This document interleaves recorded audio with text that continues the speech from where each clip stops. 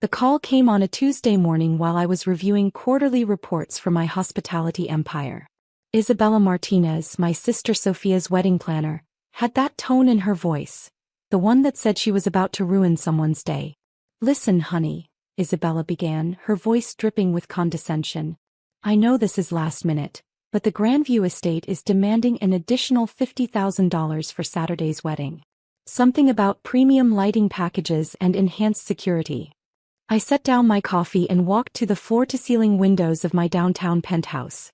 23 floors below, the city bustled with morning traffic, completely unaware that the woman they might dismiss as Sophia's quiet little sister controlled a $2.8 billion hospitality empire spanning 3 states.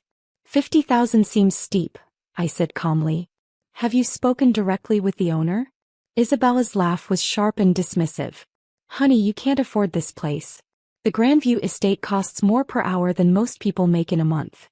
Maybe suggest to your sister that she scale back her expectations? There are plenty of nice community centers that would work just fine for your family's budget." I felt that familiar calm settle over me, the same feeling I got during hostile takeover negotiations. "Actually, Isabella, why don't you tell the owner to call me directly? I'd like to discuss this personally." "Sweetie," she said, her voice now openly mocking, "the owner of Grandview Estate doesn't take calls from random family members. This isn't some backyard barbecue venue. We're talking about the most exclusive wedding destination in the state. Now, can you cover the $50,000 or not?" "I'll handle it," I said simply and hung up. 20 minutes later my phone rang. The caller ID showed Grandview Estate Management, which was actually the direct line to my property management company. "Miss Thompson," came the familiar voice of Marcus Reynolds, my head of operations. "I just got the strangest call from a wedding planner named Isabella Martinez. She's claiming we're demanding an additional $50,000 for the Carmichael Sophia Thompson wedding this Saturday. I told her there must be some mistake, but she insisted and became quite rude when I asked to speak with the family directly." I leaned back in my leather chair, a smile playing at my lips. "What exactly did she say?" "She told me, and I quote, 'The family can't afford your ridiculous upcharges, but they're desperate enough to try.' She also mentioned something about the bride's sister being completely out of her depth, trying to negotiate with people like us." The irony wasn't lost on me. 3 years ago, when I'd quietly purchased the Grandview estate along with 15 other luxury venues across the region, I'd kept the acquisition under my holding company's name. Even my own family had no idea that their struggling daughter and sister, the one who drove a 10-year-old Honda and lived in a modest apartment, owned the very venue where Sophia was planning her dream wedding. "Marcus," I said, "please call Ms. Martinez back. Tell her that due to the confusion, we're implementing our premium conflict resolution protocol." "Which protocol would that be, Ms. Thompson?" "The one where we require all additional charges to be approved directly by the ownership group. Schedule a meeting for this afternoon at 2 p.m. And Marcus, make sure you mention that the owner will be attending personally." After hanging up, I called my sister. Sophia answered on the second ring, her voice tight with stress. "Emma, thank God. Isabella just called me freaking out about some additional costs. She says we need $50,000 more or they'll cancel the wedding. I don't know what to do. Mom and Dad already think we're overspending, and David's parents have been making comments about us being financially irresponsible." My heart ached hearing the worry in Sophia's voice. She'd been planning this wedding for 18 months, working double shifts at the marketing firm to save every penny. Meanwhile, our parents had made it clear they thought the Grandview estate was above our station, and that Sophia should have chosen something more practical. "Don't worry," I told her. "I'm handling it. Emma, you don't understand. This isn't like when we were kids and you'd give me your allowance money. $50,000 is real money. Isabella says the owner is some kind of billionaire who doesn't care about small clients like us. If only she knew. Trust me, sophomore. Your wedding is going to be perfect." At 1:45 p.m., I arrived at the Grandview estate in my Honda, parking next to Isabella's gleaming BMW and what I assumed was Sophia's car. The estate was one of my favorite properties, a restored 1920s mansion set on 40 acres of manicured gardens, with crystal chandeliers, marble floors and enough old-world elegance to make any bride feel like royalty. I found Isabella in the main ballroom, gesticulating wildly while talking on her phone. She wore a designer suit that probably cost more than most people's monthly rent, and her perfectly manicured nails clicked against her tablet as she spoke. "No, I don't care what the owner says," she was saying. "These people are clearly out of their league. Maybe we should suggest they find a venue more suited to their budget. I have 3 other weddings this month that could pay double." Sophia sat in one of the antique chairs, looking small and defeated. She'd worn her best dress, a simple navy blue number from Target that she'd bought specifically for wedding-related meetings. Her hands were folded in her lap and I could see she'd been crying. "Isabella," I called out, walking across the marble floor. She turned, her face immediately shifting to an expression of barely concealed annoyance. "You must be the sister. Listen, honey, we really need to discuss realistic options for your family. This venue might be a bit ambitious." "Actually," I said, checking my watch, "I'm here for the 2 p.m. meeting with the owner." Isabella's laugh was sharp. "Sweetie, that meeting is for serious clients only. Why don't you take your sister to get some coffee while the adults handle business?" Before I could respond, Marcus appeared in the doorway. "Ms. Martinez? The owner is ready to see you now." Isabella smoothed her suit and grabbed her tablet. "Finally. Someone who understands the hospitality business." "Actually," Marcus said, his voice carefully neutral, "the owner specifically requested that all parties involved in Saturday's wedding be present for this discussion." Isabella looked confused. "All parties? I suppose the bride should be here, but surely we don't need—" "Everyone," Marcus said firmly. "Including Ms. Emma Thompson." We followed Marcus to the estate's private office, a room I'd had restored to its original 1920s grandeur, complete with a massive oak desk, leather-bound books, and windows overlooking the garden where Sophia would be married in 4 days. Isabella took the chair across from the desk, her posture confident and businesslike. Sophia sat beside her, still looking nervous. I took the third chair, noting how Isabella had positioned herself to literally turn her back to me. "Now then," Isabella began, "I appreciate you taking the time to meet with us personally, mister." "Actually," Marcus said, "I'm not the owner. I'm the operations manager. The owner will be with us momentarily." Isabella checked her watch impatiently. "I do hope we can resolve this quickly. I have other clients to attend to, and frankly, this situation has already taken up far more of my time than it should have." The door opened and I stood up. "Sorry to keep everyone waiting," I said, walking around to take my seat behind the massive oak desk. "I had to review the contract details one more time." Isabella stared at me, her mouth opening and closing like a fish. Sophia's eyes went wide, her hand flying to cover her mouth. "I don't understand," Isabella stammered. You're the owner?" "Emma Thompson, owner and CEO of Prestige Holdings," I said, extending my hand across the desk. "I believe we spoke on the phone this morning." Isabella's face cycled through several shades of red. There must be some mistake. You're just the bride's sister. You drive a Honda. You can't possibly own a $2.8 billion hospitality empire?" I finished. "Actually, I can and do. Prestige Holdings owns the Grandview Estate, along with the Ocean View Resort in Maine, the Metropolitan Conference Center downtown, and 14 other luxury venues across New England." I pulled out a folder and opened it on the desk. "Now, about this $50,000 charge you mentioned. I've reviewed our contract with Ms. Carmichael, and I don't see any provisions for additional lighting or security fees." Isabella's tablet shook in her hands. I was told by my vendor that." "Which vendor would that be?" I asked, my voice still calm but with an edge that made Isabella shrink back in her chair. The lighting company said."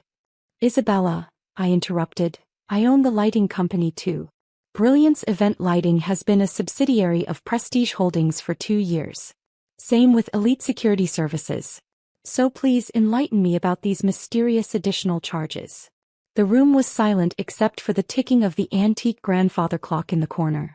Sophia was staring at me like she'd never seen me before, which in a way she hadn't.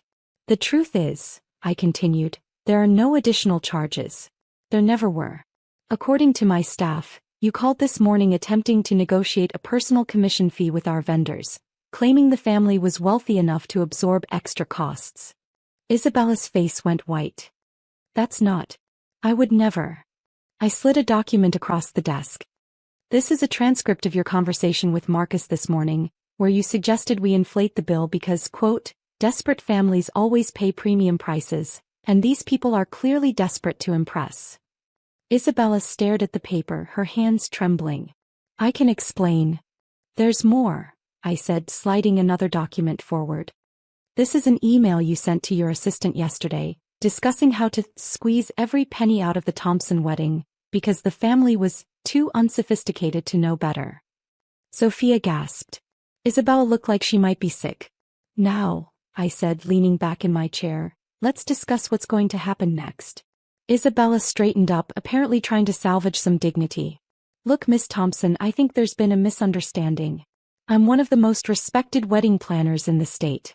I have connections with every major vendor, and I can make or break venues like this with my recommendations. I smiled. Isabella, I don't think you understand your position here. You attempted to defraud my sister. You tried to manipulate my vendors into inflating bills. And you've spent the last 3 weeks treating my family like we were beneath your notice. I was just trying to ensure the wedding met appropriate standards, she said weakly. By telling my sister yesterday that her dress was adequate for a family of your background, and suggesting she consider a cash bar because people like you typically can't afford open bars? Sophia's head snapped toward Isabella. You said that was industry standard advice. And last week, I continued, when you told my parents that they should be grateful their daughter found someone willing to marry into the family, despite knowing David comes from money? Isabella was now openly sweating. I never said. I have recordings, Isabella. This estate has been fully wired for security since I bought it. Every conversation, every meeting, every snide comment about my family's limited budget and social climbing aspirations. I stood up and walked to the window overlooking the gardens. Here's what's going to happen. You're fired, effective immediately. My event team will handle the final details for Saturday's wedding. You can't do this.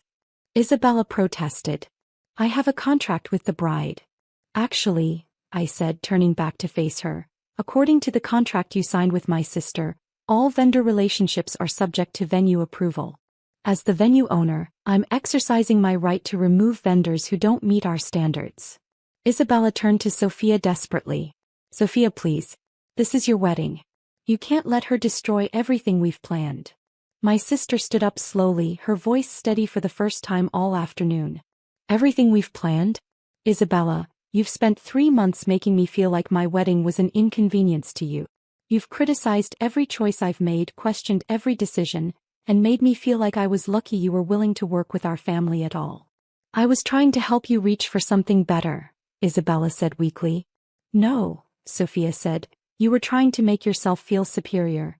And now I find out you were planning to steal $50,000 from us? Emma, I want her gone. I nodded to Marcus, who stepped forward.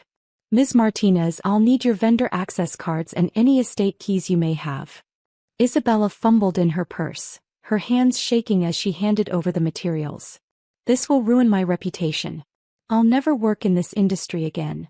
That's not my problem, I said simply. Though I should mention that I own or have partnerships with most of the major venues in New England. Word travels fast in the hospitality industry.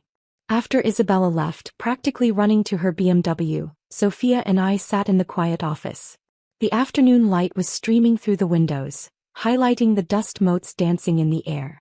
Emma, Sophia said finally, I don't understand. How long have you owned this place? 3 years, I said. I bought it the same weekend you and David got engaged. Why didn't you tell me? I walked back to my chair, suddenly feeling tired. Because I wanted you to choose it because you loved it, not because I owned it. And because... I paused, searching for the right words. Because our family has always seen me as the quiet one, the one who doesn't quite measure up. I didn't want your wedding to become about my money. Sophia was quiet for a long moment. Is that why you still drive the Honda? Live in that apartment? Partly, I admitted. But also because I like my privacy. Building this company has been incredible, but it's also complicated. When people know you have money, every relationship becomes transactional. Every friendship is suspect. Every family gathering becomes about what you can provide rather than who you are. But we're your family, Sophia said softly. Yes, and I love you all. But think about it, sophomore. When was the last time Mom and Dad asked about my life without it being connected to what I could do for someone else? When has anyone in our family been curious about my work beyond whether I'm finally making decent money? Sophia looked down at her hands. We thought you were struggling. You never talk about work, never spend money on yourself, never seem to have much. I have everything I need, I said. I've been saving and investing since I was 16. I built this company by being careful, by living below my means, by making smart decisions instead of flashy ones. The apartment I live in? I own the building. The Honda. It's paid off and reliable. I don't need to prove my success to anyone. But Isabella was so horrible to us. She made me feel like we were charity cases. People like Isabella exist everywhere, I said. They judge based on appearances, on what car you drive or how much you spend on clothes. They can't see past their own shallow assumptions. Marcus knocked on the door and entered. Miss Thompson, I have the revised wedding timeline. We've taken over all vendor coordination and everything is on schedule for Saturday. What about the menu changes Isabella mentioned? Sophia asked nervously. There were no menu changes, Marcus said with a smile. Ms. Martinez was apparently planning to upgrade you to our premium package and pocket the difference. Your original choices were perfect. After Marcus left, Sophia and I spent an hour going over the final details. As we talked, I watched my sister transform from the nervous, uncertain woman who'd been sitting in this room an hour ago into the confident, excited bride she should have been all along. Emma, she said as we prepared to leave, I need to ask you something. Anything. The money Mom and Dad have been lending me for wedding expenses, that came from you, didn't it? I didn't answer immediately, which was answer enough. They don't have that kind of money, she continued. Dad's been stressed about retirement savings and Mom keeps talking about needing to work longer than planned. But suddenly they had $20,000 to help with my wedding. Your wedding is important, I said simply. Emma, why do all this and let everyone think you're struggling?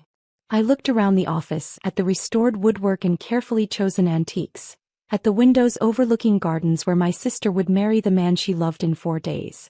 Because this is what family should be, I said. Not transactions or obligations or keeping score. Just people who love each other enough to make each other's dreams come true. Sophia hugged me then, crying and laughing at the same time. I can't believe you did all this. Your wedding is going to be perfect, I told her. No stress, no additional charges, no Isabella. Just you and David and everyone who loves you celebrating your happiness. Saturday arrived with perfect spring weather. I wore a simple dress from my closet. Not because I couldn't afford better, but because that's who I was. The woman who chose substance over flash, who built empires quietly, who showed love through actions rather than announcements. The ceremony was everything Sophia had dreamed of. The gardens were perfect, the flowers were stunning, and my sister was radiant as she walked down the aisle toward David, who looked at her like she was the most precious thing in the world. During the reception, I watched our family celebrating. Mom and Dad were relaxed and happy, not worrying about money for the first time in months. Our aunts and uncles were impressed by the elegance of the venue, and David's family was clearly seeing our family in a new light. Isabella's replacement, a lovely woman named Carmen who I'd worked with on other events, made sure everything ran smoothly. She treated every guest with respect, handled every detail with care, and made Sophia feel like the most important bride in the world. Near the end of the evening, my father approached me as I stood on the terrace overlooking the gardens. Emma, he said, I need to thank you. For what, Dad? Sophia told me what happened with the wedding planner. About how you handled everything. He paused, looking out over the estate. She also told me about the money we've been giving her. Money that came from you. I didn't say anything, just waited. I don't understand how you did it, he continued. How you built something like this without any of us knowing. But I'm proud of you. And I'm sorry we never asked the right questions. You don't need to apologize, Dad. Yes, I do. He turned to face me. We made assumptions about your life, about your choices. We saw what we expected to see instead of looking for who you really are. Later that night, after the last guest had left and the cleanup was complete, Sophia found me in the estate's kitchen, sharing a quiet drink with Marcus and Carmen. There she is, Marcus said, raising his glass. The woman who threw the wedding of the year and managed to stay completely anonymous while doing it. Not completely anonymous, Carmen added with a grin. Half the guests spent the evening asking who owned this incredible place. What did you tell them? I asked. That the owner values privacy above all else, Carmen said. Though I think a few people are starting to put pieces together. Sophia sat down beside me. Emma, I have something for you. She handed me a small wrapped box. Inside was a silver picture frame containing a photo from earlier that day. Not a formal wedding portrait, but a candid shot someone had taken of Sophia and me laughing together in the garden. I wanted you to have this, she said. Because today was perfect, but not because of the venue or the flowers or the food. It was perfect because you were there, making sure I felt loved and supported and valued. I looked at the photo, at my sister's radiant smile and my own genuine happiness. Thank you.